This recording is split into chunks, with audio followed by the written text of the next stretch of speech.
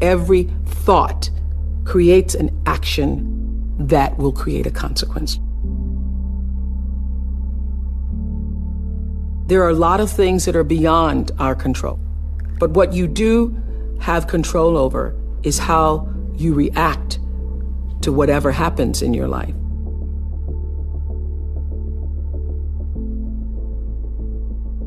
I certainly consider myself to be a blessed person, but you know what the thing is? People don't even get this. The chances of coming out of Mississippi in 1954, let's paint that picture, will you? Mississippi, in the time I was born, was the most racist state in the United States. You don't want to be caught after dark if you're a black person in Mississippi. It had absolutely no regard for your humanity. Didn't even think you were human. The fact that I could be born at that time and now do what I do, am who I am, live where I live, is the most extraordinary story I can ever imagine. I don't know anything more extraordinary. Who I am was defined for me at a very early age. When I was 4 years old, I remember watching my grandmother boiling clothes. I was standing on the back porch, looking through the screen, and my grandmother was hanging clothes from the line. She had an apron around her waist, and inside the waist pocket were clothespins. We had no running water or electricity. So in order to wash your clothes, you had to wash them. And my grandmother did in a big boiling pot. She would boil them to boil the clothes clean. And as she would hang the clothes on the line and take the clothespins out of her pocket and then put a couple in her mouth, she turned to me and said, "Oprah Gail," talking through the clothespins in her mouth. "Oprah Gail," my middle name, "you better watch me now, 'cause one day you're gonna have to learn how to do this for yourself." And a voice inside me, a feeling, I think of it now as a voice because it was so strong, said, "No, Grandmama, I won't." And I felt in that moment watching her that this will not be my life.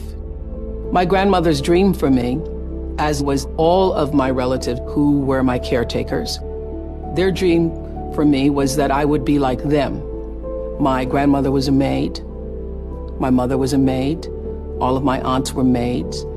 And so they thought that that's what I would be.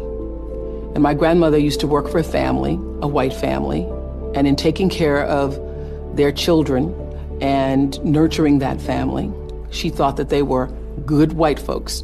And she used to say to me, "I hope you can grow up and get yourself some good white folks."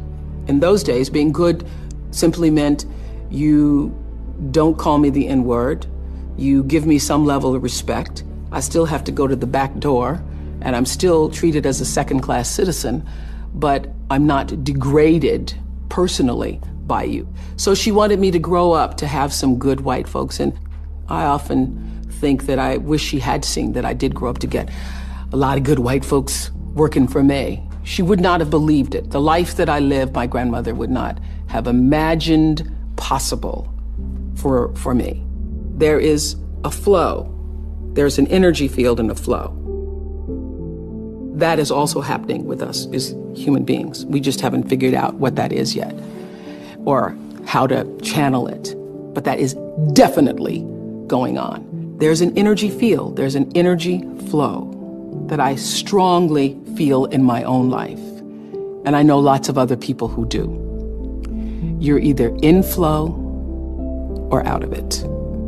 And if you're in flow, it's like this. It's like this. All the time, it's like this. It's like flowing with the stream. And the flow is in direct proportion to the center of yourself, where God abides, where universal energy abides, where the divine within you abides.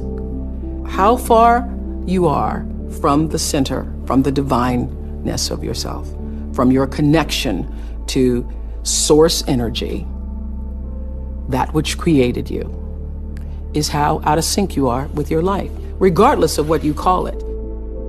When you can align with that, nobody can touch you. Gary Zukov calls that authentic power.